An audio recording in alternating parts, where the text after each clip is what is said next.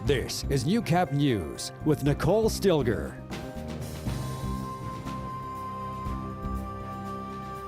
Good evening and thank you for joining us. The pilot of a CF-18 fighter jet that crashed near the Alberta-Saskatchewan border did not survive the crash. The Air Force says the single-seat fighter was based out of Canadian Forces Base Cold Lake. The plane went down inside the Cold Lake Air Weapons Range this morning. Officials say it's too early to know what caused the plane to go down. Here's what Defense Minister Harjit Sajjan had to say about the incident. The Department and the Air Force are on scene, and they're going to allow them the space to be able to do the work to find out what has happened. And right now the focus is to the families, and until next of kin is notified, I can't say anymore. And Lloydminster's finances were top of mind for City Council and administration at today's council meeting as the second draft of the budget was presented. Adam McVicker was there and has more on the city's cost reduction strategies. Well, the 2017 budget was the main topic of conversation at today's City Council meeting. That included 9 funding request presentations from various organizations within the city. Now, most of them did ask for the same amount of funding as they received in 2016, but the library did ask for more because of some difficulties they've been facing the last couple of years here. And some of them actually took a funding cut because of the economic forecast heading into next year.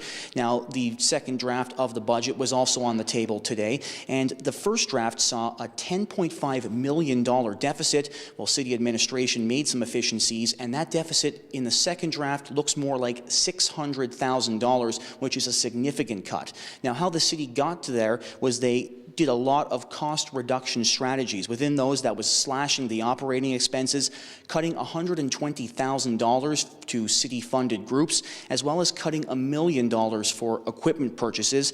And then as well, a hot topic issue here is dissolution of the Lloydminster Economic Development Corporation, bringing those services into City Hall instead. The city is also planning on increasing revenues, and that would be selling $3 million in city-owned assets, as well as increasing the municipal levy, which would generate around $900,000, and raise fees at recreation centres, which is expected to generate around $2.1 million.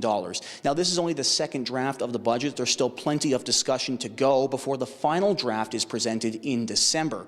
Now, we will have more on the second draft of the budget and everything that happened here at Council on Newcap News throughout the week. Reporting from City Hall, Adam McVicker, Newcap News.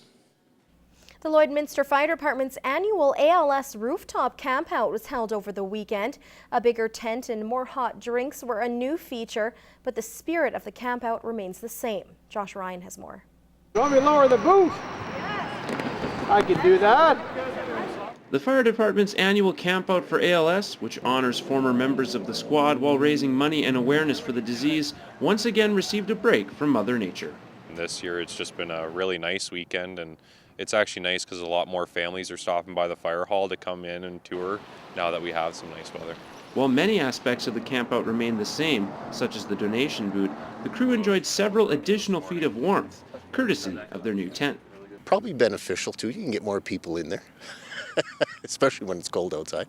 Members of the community have continued to give generously via donations, something that doesn't surprise Fire Chief Newton. People still came out to support their local firefighters and our efforts to raise money and awareness for this terrible disease, and we raised $32,000 last year. And like the generosity of Lloydminster, the strong bond of the fire department remains constant. The fire department's gone through some tough times, but we're like a family here and we pull together and stay strong. We do the same thing for a good cause, and it's about bringing the members together for what's dear to our heart, right? Thank you very much, sir. Josh Ryan, Newcap News.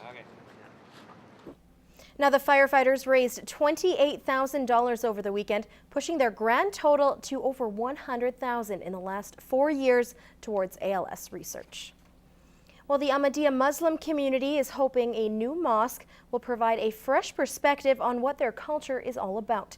At an open house yesterday, people of all faiths had an opportunity to learn more about the mosque's practices and traditions. Josh Ryan was there and has more. We invited all the people to this open house so that they could come and visit. The Ahmadiyya Mosque offered shelter from cold Sunday weather and a chance to help bring about understanding. we feel that once we learn about each other's faiths, that's when, misunderstandings and fears are removed. We see that there are more commonalities among us, between us, than there are differences. The mosque's open house gave people like Krista Holden and her family a tour of the building and some insight into different aspects of Islam. We thought it was nice that there was an open house so that we could come and sort of learn more about the mosque and just some of our community members. It's keeping in spirit with the Lloydminster Ahmadiyya community and what was learned from His Holiness the Caliph just 3 weeks ago. His Holiness pointed out that mosques are open for everyone. Everyone should feel welcome, and mosques are beacons of peace, love, and harmony. Some of the talking points included community service and women's rights. There are verses quoted here that clearly state that men and women are absolutely equal in the sight of God, and it is, people in this world that make the differentiation, not the religion. Azim says he's been encouraged by the responses he's received at events like the open house. Every single time I can relate countless incidents where people come up to us and appreciate what we are doing, and they say that they have never seen this picture of Islam before. When we don't understand things, we can be fearful of things. So I think this is a wonderful opportunity for people to come and to learn so that we can understand each other, because at the end of the day, we're all human beings, right? And for all unable to make it on Sunday, Azim says they're welcome at any time to have a tour in the future. Everyone is welcome to visit us, learn from us, share their faith with us. We'd be more than happy to do that. Josh Ryan, Newcap News. Well, Gerard, not a bad day for us today. I mean, it could be a lot colder for this time of year, but it was -2, I think we got to. Yeah, and as we get to the 1st of December, we may have some up and down temperatures to contend with before it really begins to cool off in early December here. But let's look at these conditions and revel in them. We were at -2 earlier.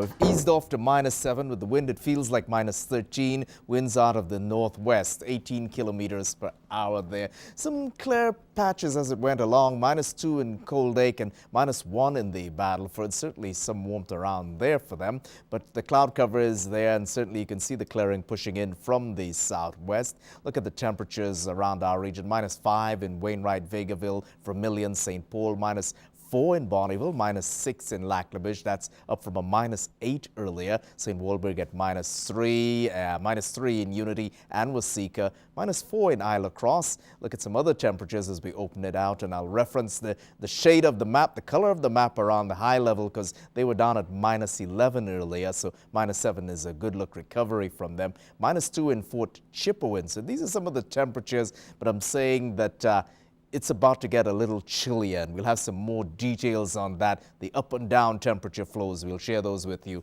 later in the show. Coming up, 3 local not-for-profits got a welcome boost. Details after the break.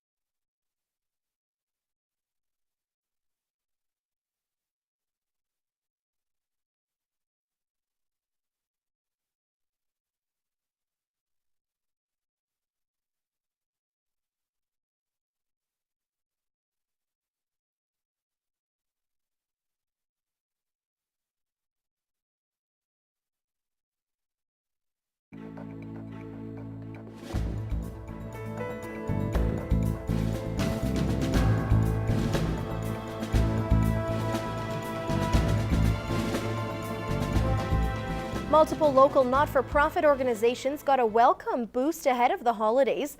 The Bordertown Harley Owners Group successfully raised over $63,000 in cash and around 5,000 toys, which will be dispersed between multiple groups including Big Brothers Big Sisters, Kids Sport and the Lloydminster Youth Centre. And despite this being the 6th annual toy run, the amount of support left many speechless. We were really surprised this year. We know that the economic situation in the area is down a little bit for sure, and the total raise this year exceeded all our expectations for sure. Getty says these three groups are all focused on providing support to less fortunate kids, and these agencies already have plans for the funding. This year we've seen such a dramatic increase in the financial need of families and to get kids out into the field, into the court, onto the ice. So without their major contribution, they are one of our major sponsors throughout the year.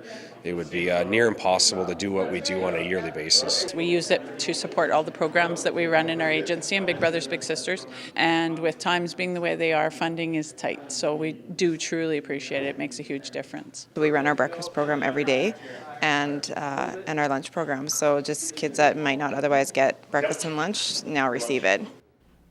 The Bordertown Hogs say they are already planning for their toy run next year and plan to continue the fundraiser for years to come. Well, a special visitor will be in the Border City this weekend as he makes his Christmas list and checks it twice. Old St. Nick himself will arrive for the annual Here Comes Santa Claus event on Saturday. Families will have many activities to choose from, starting with a pancake breakfast in the morning and closing with fireworks at 5 p.m. Santa Claus gets pulled down to the Atrium Center on a sleigh of ponies, give the reindeer the day off, and then there's just lots of fun activities throughout the day, including card making and just all kinds of stuff for not only the kids but families to take part in. The day is free to attend, with all activities taking place in the downtown area. I think anybody who wants to spend time with their family should come. Everything from taking the kids to visit with Santa Claus, there's a photo op there, and then there's free movie passes for the first 200 kids and treat bags, and there's a visit with the Grinch. For more information, see the Lloydminster source or visit realcountryloydminster.ca. Well, the annual SPCA Dinner Theatre show starts up this week, and though the weekend times are sold out, tickets are still available for Wednesday.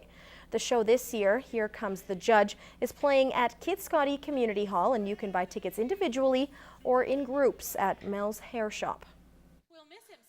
Really, for us, it's just hoping that people will come out. I mean, $70 for the meal and the show, so it is really a great deal and a great way to support the SPCA. Supper is at 6:30 with the show starting at 8 p.m. Well, the snow finally looks like it's here to stay in Lloydminster, prompting children to get outside and build snowmen and snow forts of all shapes and sizes. In this week's edition of Retrospect, Gina Martin shows us how one man took snow sculpting to a whole new level.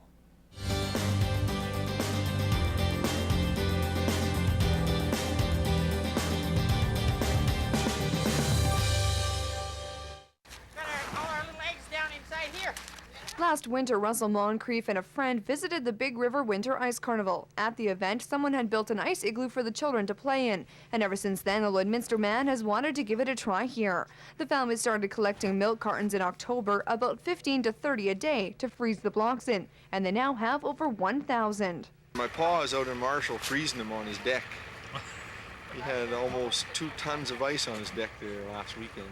The family has been working hard for the past week on a task that they say is taking them longer than they expected. But they say despite the recent cold weather, they're having a great time celebrating winter in a unique way. This town needs some people that do some different kind of things just to make winter worthwhile.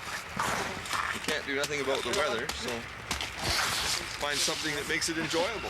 But how big is the house going to be? Oh, above my head anyway. It looks really nice backlit where there's floodlights underneath here. And when you turn the floodlights on, it shines through the ice and it looks really nice. More fun than shoveling snow. 20 years later, the winters didn't provide the snow Russell would need to build another ice castle. So instead, he took more time on a project more permanent. After the ice castle's demise due to Mother Nature, we built a fountain pond, which I won't say that there's any original ice water in there, but it's in the same general vicinity of the same property. And the time may come again for Russell to take on another project like the ice castle, but for now, the fountain will do. The fountain is kind of a derivative of what the ice castle used to be. That's all for Retrospect this week. I'm Gina Martin. Well, this weekend marked the 10th anniversary of the Boundary Ford Curling Classic in Lloydminster. Of the 24 teams, one local rink has had issues playing into the final day. Lance Phillips has more. Lindsay Makachuk is used to winning at the Lloydminster Golf and Curling Centre, but that wasn't the case Sunday when Nancy Martin's rink eliminated her team from the Boundary Ford Curling Classic, a spiel she has yet to qualify in. There were a few opportunities that we had that we missed out on today. Came up a little bit short in a few shots, but overall for the weekend, I'm extremely proud of our team, very proud of how our girls did. We had 2 spiels prior to this one, and we qualified in both of those, so we were hoping to go 3 for 3, but sometimes it just doesn't go your way. Makachuk's rink struggled early, with Martin scoring 2 in the third end, following up with steals of 1 in each of the 4th, 5th, and 6th ends. A frustrating way to finish, considering a 6-4 loss to Kim Schneider earlier in the day made their route to qualifying much longer. It's a little disappointing. Just because the day was so much longer than it needs to be. We win that game this morning, and chances are we win this afternoon, right? Like, we didn't play as well or as sharp as we can. And that's usually what it comes down to. The field here is pretty even. Anyone can beat anyone. It just depends who's a little bit sharper. And that's what it comes down to, and we just weren't sharp today. Makachuk is back at it the first week of January in Fort Saskatchewan, but there's no rest in December for the ever-optimistic Skip.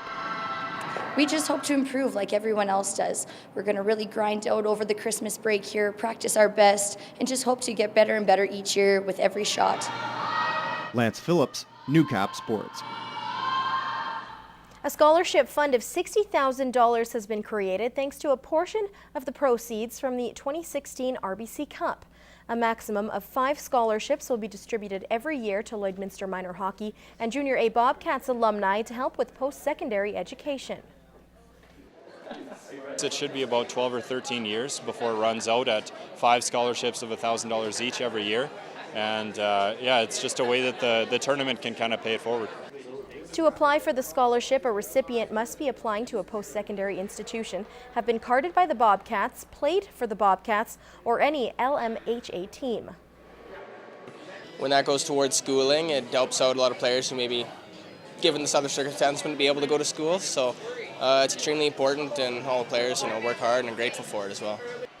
The application and more information can be found online at lloydminsterbobcats.ca.